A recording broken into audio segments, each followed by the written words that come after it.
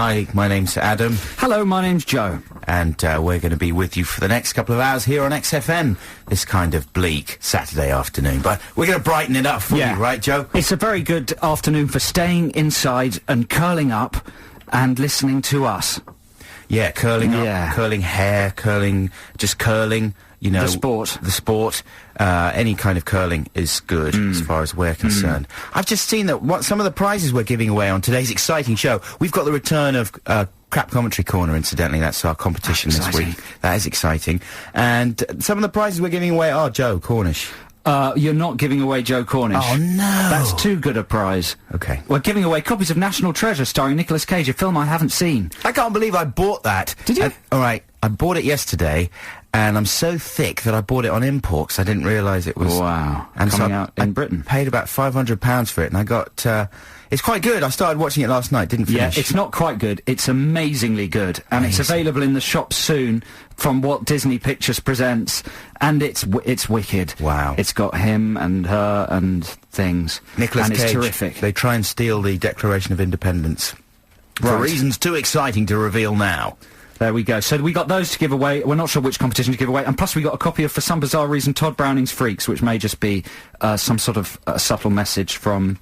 our production staff. Maybe we should do that one for Crap Commentary Corner, because that's a good sort of film prize. I love a film with freaks in it. I do too. Have you seen Michael Winner's The Sentinel?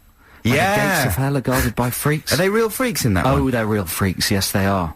We talked about this before, didn't we? And did we establish whether it's okay to call them freaks? No, I don't know. Is there a better word to use? I don't know. If you are a freak... Could you phone us? You're insulted. Give us a call. Let us know if you're offended by being called a freak. And, I was going to say something else, but I can't remember what. Well, we got terrific music coming up, Adam, haven't we? Oh, We've got music from Gorillaz, Kings of Leon, Radiohead, Razorlight, Bravery, Baby Shambles, Idlewild. That's just the first hour. Wow. And we're going to have some, as well as those competitions, some amazing topics of conversation to do with the week's pop culture and that sort of thing. So stay tuned, basically.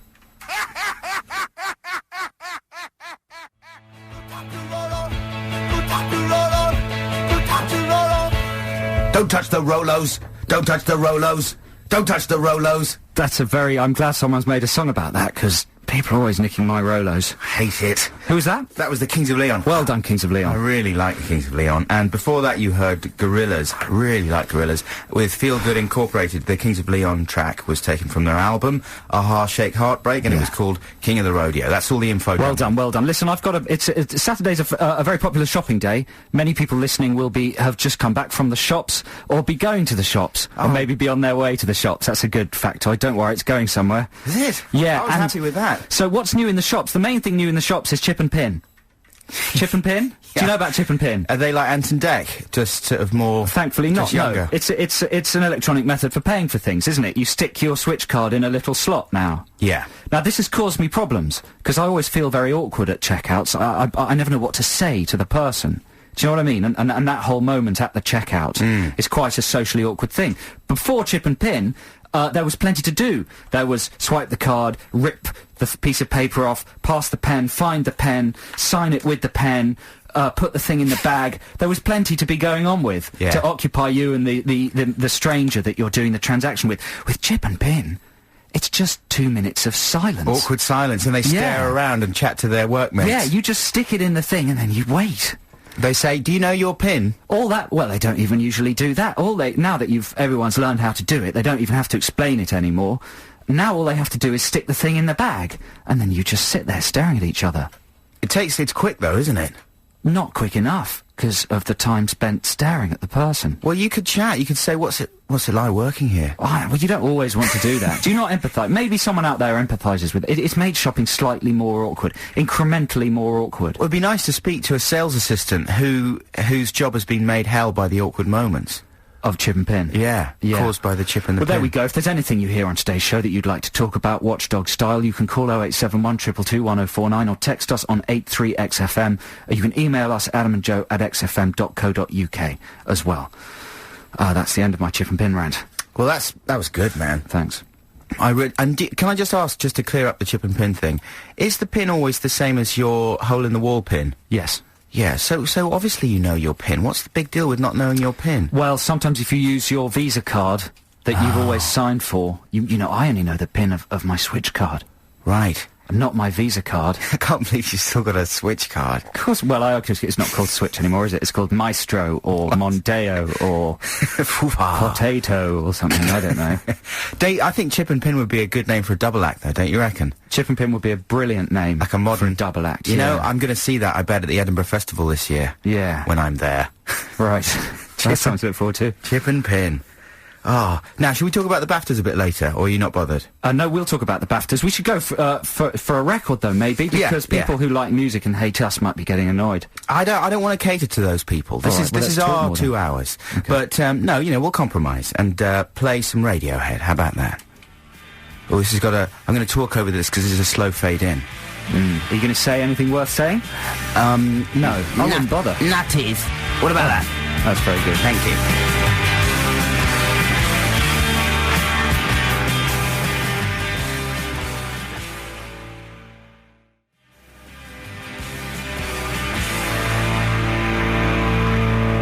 It's the Mighty Heed with Black Star. That was taken, of course, from an album called The Bends, which is really good. You should check it out. This is Adam and Joe on XFM.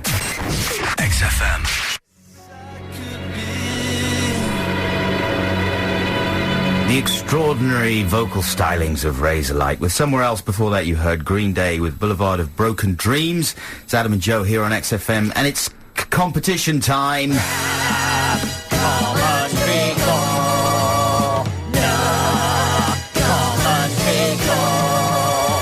It's a crack commentary, recorded off of a DVD. Why don't you listen and see? You could win some crap for free. Can you tell who's speaking? And a movie equity kit. Go ahead, it's easy. You can use IMDb. Yeah, we just start talking over this bit. It's good, man. Okay, so there we go, crap commentary competition. If you win this... Oh, that was abrupt, wasn't it? It's a little short bed. Yeah, if you win this, you could just take your pick of our prizes. National Treasure, Todd Browning's Freaks. We've been sent the new Spoon album. That's exciting, isn't it? We usually just get sent rubbish albums, but we've been sent a good one, so I might give my copy away. Oh, you could do that. Maybe we should play a track off it later on. Maybe we should. So there we go. So here it comes. This is, of course, recorded off a popular DVD commentary. I'm not going to give you any clues. This is either going to be really difficult or very hard. I'm not quite sure. So what film are these people commentating on? And who are they? There's a director and a couple of stars. Can you name them? The number, of course, is 0871 222 1049. There's 2 clips. Let's listen to the first one. You're just in time. We're just starting here. Oh, good. Yeah. Ah, that's F. Murray Abraham. Yeah, good old F, huh? Yeah, we were very tight. I called him F. I met his entire family. G, K, D, L. You see, many people don't realize it, but that entire scene was shot inside my head. It was very painful getting all the camera and sound equipment in there, but it was well worth the effort. Well... Is that really easy? I would say it's quite easy. That's a pretty recognisable voice, that one. 0871 222 1049. Here's the second clip. Okay. Are you ready for this? Let me line it up for you. It's got to be... Well, I won't say anything. Don't say anything. I don't know who it is. I'm just guessing, but I won't guess. Well, you've got to get it right. You've got to name... Well, ideally, you'd name the director and which 2 stars are speaking. I think I could do it. Yeah, okay, let's see the second one. All right. You see, watch this scene. This is one for the Academy voters. See, I'm thinking these scenes right here. I'm thinking these particular scenes, the rat torture scenes. Yeah. These are the scenes that are going to get me that Oscar nomination. Academy loves this stuff, you know. Hey, you guys have a problem if I just slip out and check the plumbing, if you know what I mean? Oh, no, go ahead. Well, I think I could get that one. Well, maybe we should be tough then and go for not only the film, but the correct 3 names. And also all the films that they've ever been connected with. Yeah. A list of them. No, only joking. All you have to do is name who that was speaking. They were speaking in character, though, weren't they? Hey! I'm just assuming. Well, you know, 0871 222 1049. If you know who that was. What a fantastic competition! Brilliant stuff. I'm glad you got back to it, man, because it is a good competition, you know.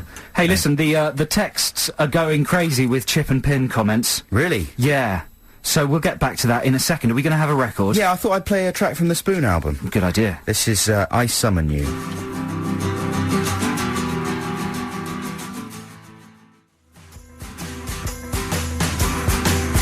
A Spoon with I Summon You from their new album, Gimme Fiction. This is Adam and Joe on XFM. Is nobody getting this right, then? Apparently, people are having a tough time with that one. I thought that was easy. Shall we give them a clip? Well, let's play another clip. Okay, well, shall we play the first one again, or have you got a different clip altogether? No, I've only got two. Only got two. Okay, we'll play the first one again. Here's another chance. So can I just say, if you know this, 0871 222 1049, you could well just swan straight through and win. There could you well be swanning.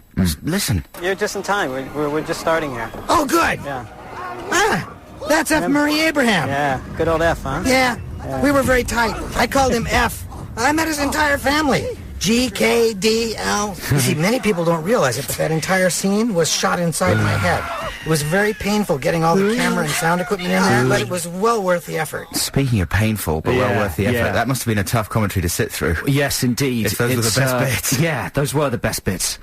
It's sort of corny humour. That could give you a clue. And it's non-human people on that commentary. That's another clue. 0871 222 1049. Get calling. XFM.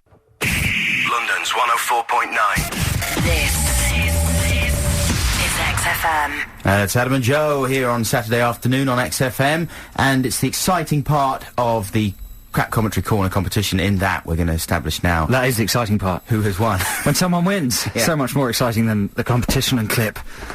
So we've got two callers on the line. The first is Dan. Hello, Dan. Now then. Now, did you say now then? No? No, sorry, I'm hallucinating orally. How are you doing, Dan?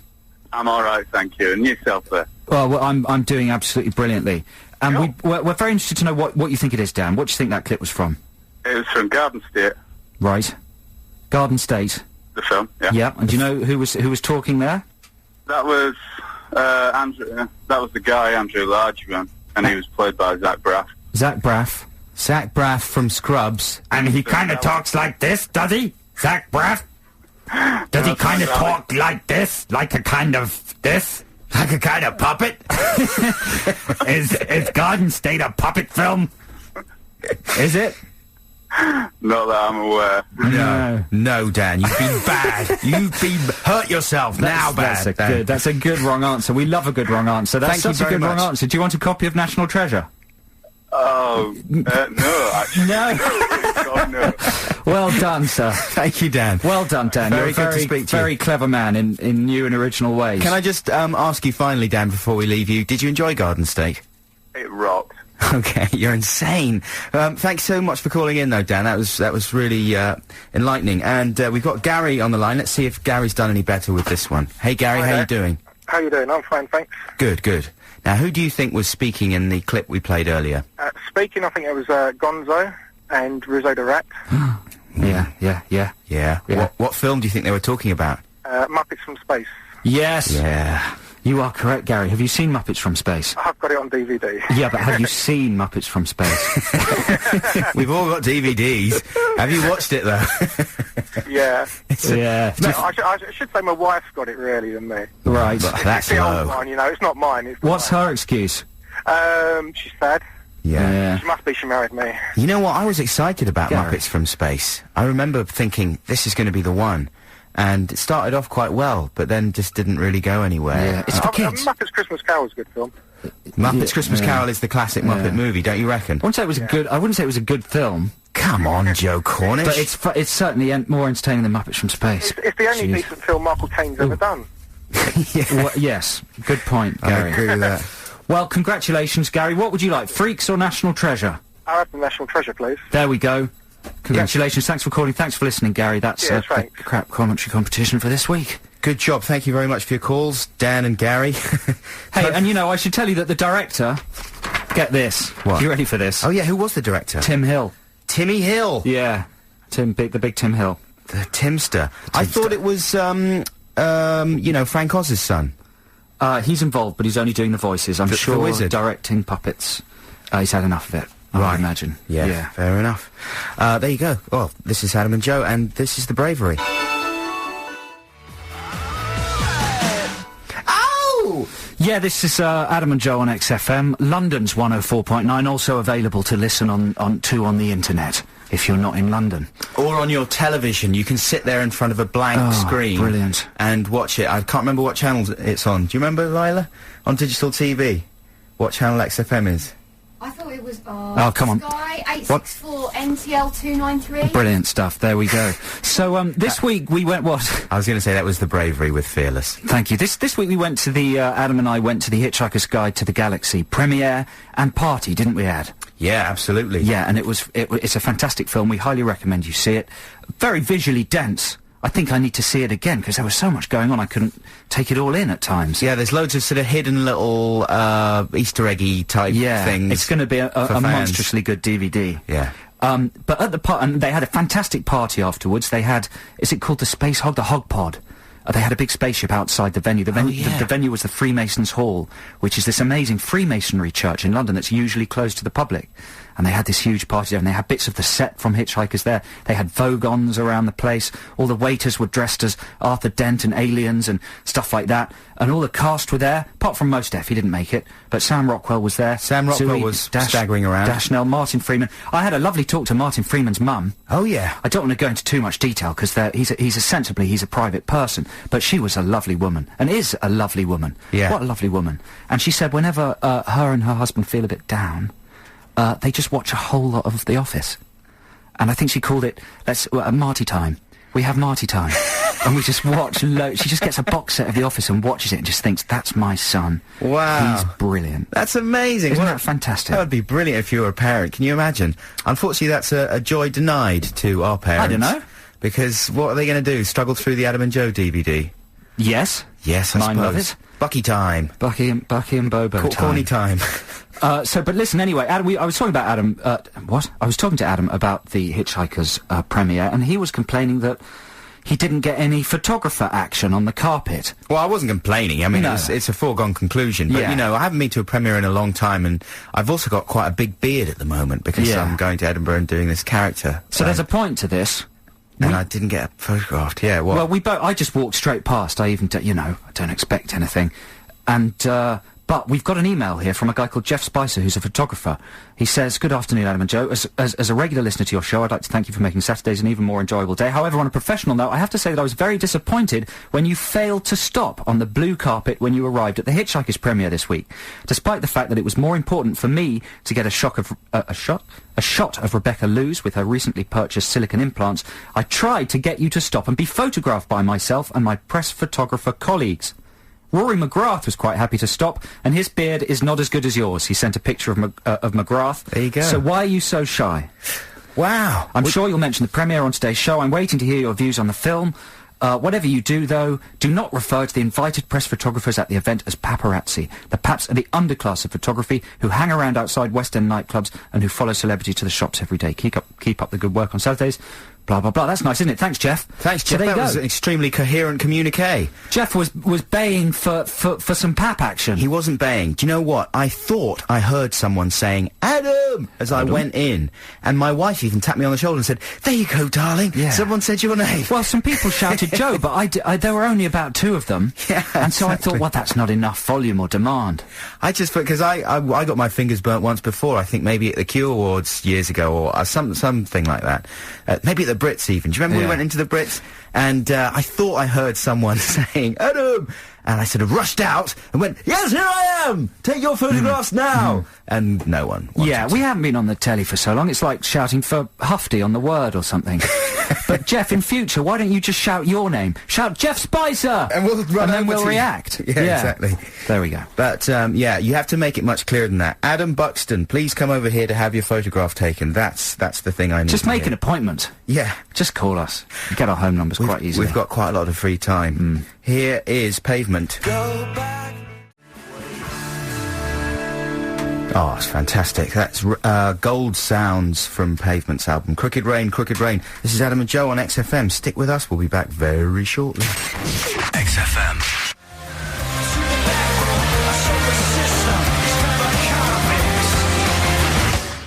Ooh, wow. That's something to think about, isn't it? Stop it. You're blowing my mind. That's Kasabian with Cut Off, and before that you heard Banquet by The Block Party. Hey, can I read a quick email, Adam? Wish you would. Hi, Adam and Joe. Just listening to the show, and you mentioned your DVD. Is there one of the TV show? Because I've tried to find it and couldn't. Used to love the show. Still vividly remember being in hysterics over that Swizzle Sticks game show spoof. Nice to have you on the radio. Keep it up. Quizzle Stick, it was. Quizzle Stick. Yeah. So is there a DVD? Yes, Joe, there is a DVD. It's called The Best Bits from the Adam and Joe Show. Unfortunately, it's not the whole of the shows that we put on there, but it's an amazing compilation featuring many jaw-dropping extras. And it should be available in your local large retail record shop, your HMV, your Virgin, your whatever they are. I've seen a few copies around myself, and I always check. And I've been pleased to see that they do stock it. I must pick one up on the way home. Yeah. Have you ever bought one of our videos, DVDs? No. Listen, we can't talk about this for this long. Can we not? I don't think so. I think it's improper. I was planning on going on for another 5 minutes about our DVD. Weren't we going to chat about the BAFTAs? Yeah, fair enough. We got passed over for a BAFTA again. This year. Last chances, no noms for the last chances. No nods for the last chances for Bucky, unfortunately. But I was in good being ignored company because there was no nominations as well for The Mighty Boosh and no nominations for Peep Show. That's a bit of a scandal, isn't it? I mean, the Boosh is a scandal as well, but Peep Show, double scandal, because the Peep Show has a potentially massively broad appeal. It's pretty much the best, most consistent, gettable sitcom since The Office, I would say. Yep. And amazing performances, brilliant kind of script, and I've been working with David Mitchell recently. Yeah, he's a very funny, very clever man, very nice man. They're both funny. The other guy, what's he called? Tommy Webb, Toddy Pipkins, Jimmy Webb. Yeah. What's he called? James Webb? Oh dear, I'm not sure. But anyway, Mitchell and Webb are the guys who star in it. It's written by other people, not them. Not them, although they do contribute to the writing. Anyway, why wasn't it nominated? That's just demented. Because it's all corrupt. It's all corrupt. The BAFTAs. What are you saying? Well, it's corrupt. Oh my! It's all to do with a little cabal of commissioning editors. It is. It's all corrupt. It's all Madonna involved in it. Yeah. Kabbalah. Yeah. Well, it seems that way, because how could they get passed over when, let's see, who was in their category that they should have been in? Basically, Best Comedy Performance, which they could easily have won, both those guys, went to Matt Lucas and Dave Walliams. I mean, that's uncontroversial. Everyone loves the Little Britain guys. They were up against Rory Bremner, Julia Davis, and Tamsin Gregg. All of those. Well, Julia Davis, that's a pretty good turn. She could have won that one. But they could also have been nominated for Comedy Programme Series or... Comedy Programme or Series. Little Britain won that again. So now you're just complaining about the category titles? No, I'm not. I'm just saying... Oh, they could have... Right. These are the things... Yeah, the Peep Show could have been nominated for. Yeah. Because they were up... They would have been up against Catherine Tate, Harry Hill's TV Burp, and the Mark Steele Lectures. Now, no disrespect to any of those people, especially... Burp should take it. Burp should have taken that Burp should have taken that. Burp's fantastic. Burp is amazing. The Burp. But, Mark Steele Lectures, I mean, it's great and all, but... It's come no on. Burp. They could have found room for Peep Show or The Mighty Boosh in there. That's just my opinion. Sitcom award went to Black Books, and it was up against Green Wing, Nighty Night, and The Vicar of Dibley Christmas Special. Well, that was good, wasn't it, when she dipped her head in chocolate? Do you remember that? I watched that, The Vicar of Dibley Christmas Special. Was it good? No. I mean, it's probably quite good. It's Richard Curtis and people like that. Hey, I saw some good telly. What did you Did you see Shirley Ghostman on Jonathan Ross? I heard about it. I heard he went too far. That was incredible. Maybe we should talk about that after another record. I'd like to talk about that. Okay, stick with Adam and Joe right now. Here is a track from I'm Trying to Find Out. Turin Breaks. It's a track from the new Turin Breaks album. This is called Fishing for a Dream.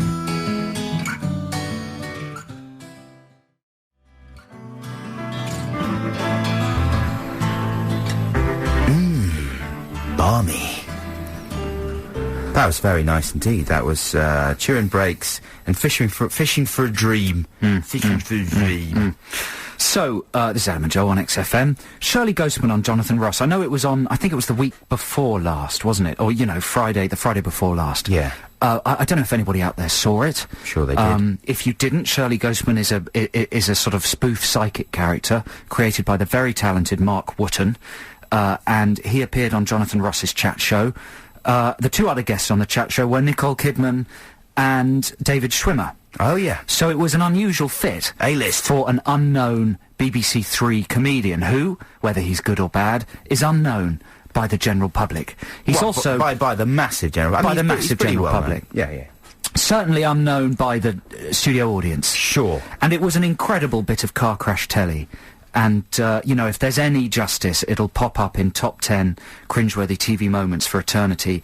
It was better than the David Blaine on This Morning. It really was toe-curlingly amazing. Wow, what happened? Mark Wootton is brilliant, the show's pretty good, but Jonathan, obviously, the problem about this is, I know, and you know, Adam and Joe, we know everybody involved in this, but I need to tip my hat to them, because it was the worst, most incredible thing I've ever seen. Poor old Mark Wootton just died, and he took Kidman and Schwimmer down with him. And there's an amazing sort of unstated sort of understanding when American stars go on British shows to pretend that they know everybody. Yeah. You know, like Will Smith was on Ant and Dec that same night, and he was doing gunging and stuff, and he was acting as if Ant and Dec were his close friends, and Alan Shearer was someone he really knew and liked, and stuff like this. Yeah, guys! Yeah, sure, Alan! That's not a very good Will Smith impression. But, you know, yeah, guys! But you know what I mean? Okay, Ant and Dec! There's this sort of unspoken sort of, thing that they're all friends, and Mark Wootton's appearance on the Jonathan Ross show really gave the lie to that, because he made some very anti-Semitic comments. In character, yeah. To David Schwimmer. He made some really feeble, you know, lame funny. There's a certain sort of humour that's funny because it's so lame. Yeah. But often that's mistaken by the general public for just lameness. And it was, you know, Wootton's Kidman jokes were very, very lame, and there were long silences. And Jonathan, if you saw it, you would have seen that Jonathan tried to help him at the beginning, because Jonathan's obviously a fan, and he tried to act as a straight man to Wootton's shtick, but then he realised that the audience were not only not getting it, but actually becoming angered and shocked, especially when the cancer jokes started. They started to be actually shocked and insulted, and then Jonathan sort of just sat back in his seat and watched Shirley Ghostman die. Let it unfold. And basically he did die a very cruel and slow death. Can you remember any examples of the exchanges at all? Well, a lot of it's unrepeatable. And it was coming off a sort of bad, because Jonathan, it wasn't that good a night for Jonathan, and he's a man who knows that if there's a boring Hollywood star, he needs to make it interesting by being provocative. So he was being very provocative already with Nicole Kidman. He called Nicole Kidman's mother a biatch. Didn't say it that politely, twice. Yeah. And she was looking very uncomfortable. And then Wootton came on and did a very protracted psychic thing on Nicole Kidman that just ended up with him telling her she was Australian. And it didn't seem very funny, and it took a very long time. And he said he channeled Hitler, and he made some unfortunate references to David Schwimmer after he said that. A lot of it is actually unrepeatable. Yeah. Well, they got apparently something like 150 complaints. 350. 350. His jokes are stuff like, oh, Kurt Cobain came through to me shooting his bloody mouth off, is one Shirley Ghostman joke. Quite good, but, you know, if you don't listen carefully, you miss it. We should say at this point that Shirley Ghostman, if you haven't caught it already on BBC Three, is really well worth catching. Yeah. It's very funny. It's a good. These were all good people just having a bad day. And apparently, I think they shed something like 1 million viewers. Really? Yeah. Wow. Because, but I think, well, they've got the same agent, haven't they? Jonathan and Shirley Ghostman are both represented by a company called Off the Curb. But that may or may not have anything to do with it. It probably has a little bit to do with it. But, you know, I'm not berating any of these people. It was incredible television. I wish I'd recorded it. It was the most exciting thing I've seen in years. Well, let's start a campaign right now to get Shirley Ghostman back on Friday Night with Jonathan Ross. Let's just get that episode of Friday Night on Jonathan Ross released on DVD. Absolutely. Yeah. Well, congratulations to all concerned. We salute you. Here's the Smiths. Kind of a retro sound there. That's the Caesars with Jerk It Out. Coming up in a sec, we're going to be playing the new Coldplay single. I haven't heard that yet. Does that excite you, Adam Buxton? Yes, it does. They're the biggest band in the world, and I want to hear what they've come up with. Are you being sincere? Well, I just heard Christian O'Connell doing a trail for Bounty Hunter, where he referred to them as the biggest band in the world. I thought the biggest band in the world title was held by U2 at the moment.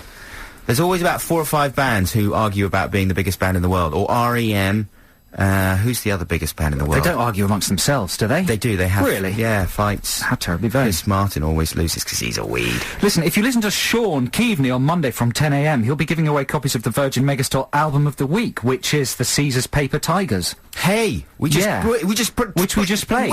And for more chances to win that album, go to www.xfm.co.uk. Virgin Megastore's Album of the Week. Good one. Yeah, good one. So listen, we were just talking about car crash telly. We were talking about Shirley Ghostman on Jonathan Ross, and I'm looking at next week's telly, trying to see if I can spot anything that might have equal impact. Yeah. And I think I found it. Wow. It's a programme presented by Peaches Geldof, Bob Geldof's daughter, and she's been in a lot of the papers this week because she's 16. She's going out with a 68-year-old or something, a 23-year-old, I think.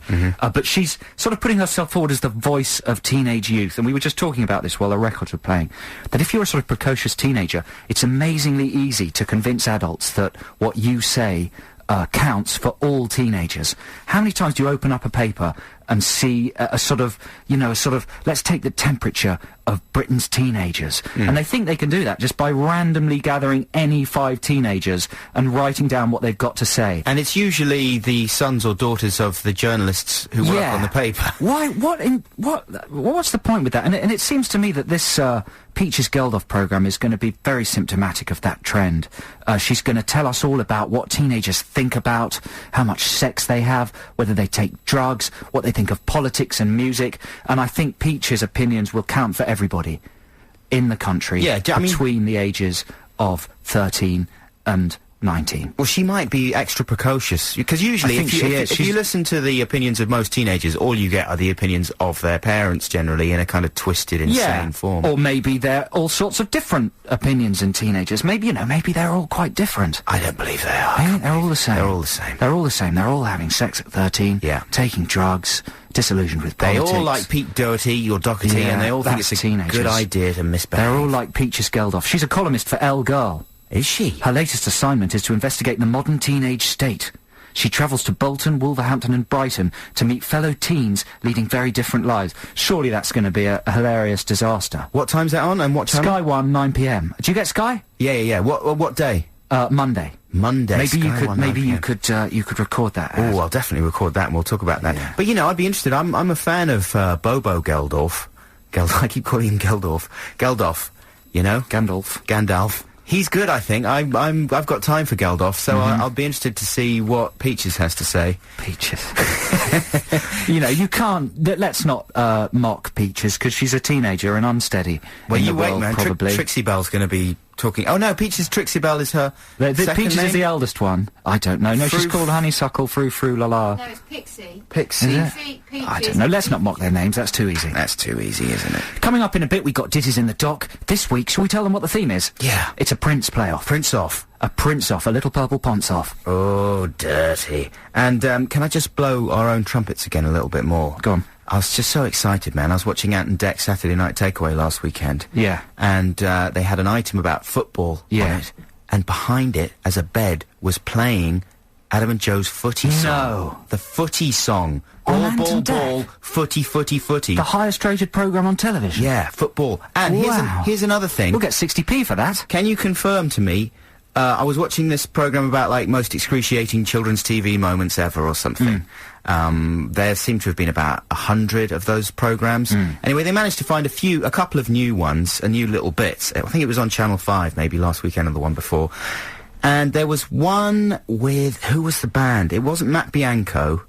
Or maybe it was Matt. No, it wasn't. It was Peter Andre. Right. Someone phoned in Peter Andre, and I'm almost certain it was our friend Zach. You didn't watch that show? No. Does Zach listen to this programme? Possibly. Well, Zach, if you're listening, can you phone up and confirm? Because Zach used to do quite a few demented... And they used that clip on this clip show. Yeah, I'm sure. He sort of said... He just phoned in and said, Peter Andre, why are you such a loser sellout? Or Man, something. we're coming back. Maybe we're coming back. Maybe it's time for the comeback. Wow. Oh.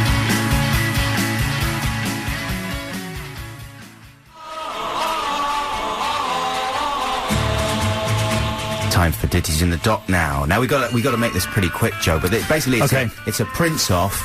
Yeah, it's a Prince off. The Little Purple Ponce. We're going to pitch 2 of his tracks against each other. Shall I just go straight in there with my choice? Yeah, why not? My choice is Let's Go Crazy. It's from the Purple Rain album. Purple Rain, one of my favourite 80s films. Fantastic film, full of great music, and this is one of the most brilliant tracks on it. It's got terrific lyrics. What an amazing introduction. Dearly beloved, we're gathered here today to get through this thing called life. It's just a classic song, and you can't go wrong with it. And it's brilliant. And it's Let's Go Crazy by Prince. And that's it. That's my pitch. Okay, my song is Sexy Mother... What? Farmer. And basically, I've had to heavily censor this song because it contains the MF swear word in it right the way through. But it's a kind of hip-hop-y funk explosion, which I think did chart. And I can't remember what they did when it was in the charts. Can you remember? How did they censor it? I think they changed the lyrics, didn't they?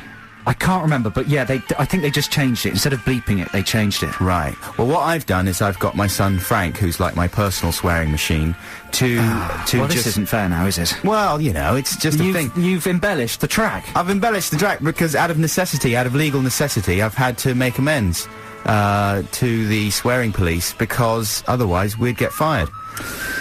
So it's Sexy MF, the Frank version. Or Let's Go Crazy. Or Let's Go Crazy. That's what you're voting for. Call 0871 222 1049. The person who votes with the deciding vote will win their choice of exciting DVDs. 0871 222 1049 is the number. Now get ready for the cold play.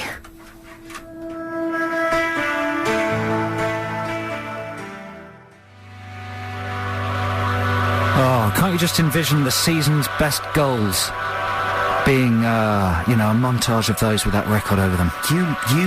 You make me sick. Why? You're because I'm so insightful. Just cynical. Just you know, Coldplay wrench their heart out, stick it on a tray for you, and you say, oh, you can just see that on the season's best goals. Well, I'm gonna kill you for what you said. Okay? We'll be back with Ditties in the Dock after this. XFM.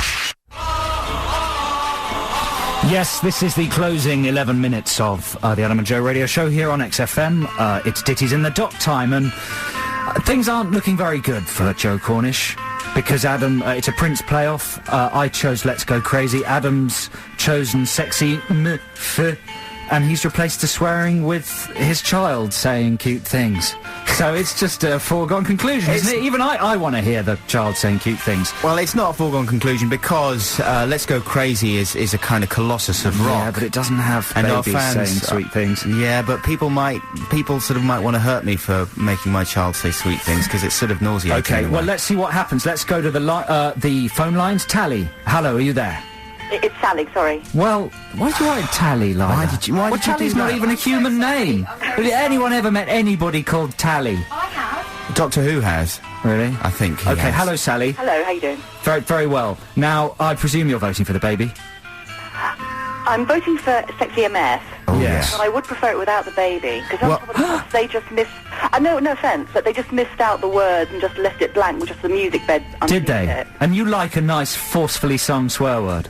Oh, absolutely, but I know you can't do it on the radio. Yeah. No, we're not allowed because it's evil and corrupts people. Exactly, it hurts them. But Sally, thank you very much for your call and for your vote. And yes, of course, if it was up to me, I'd leave it intact with the swearing in, because it's not really... You know what? I'd take the music out and just leave Just Frank. the swearing. Oh, just Frank. Just leave the child.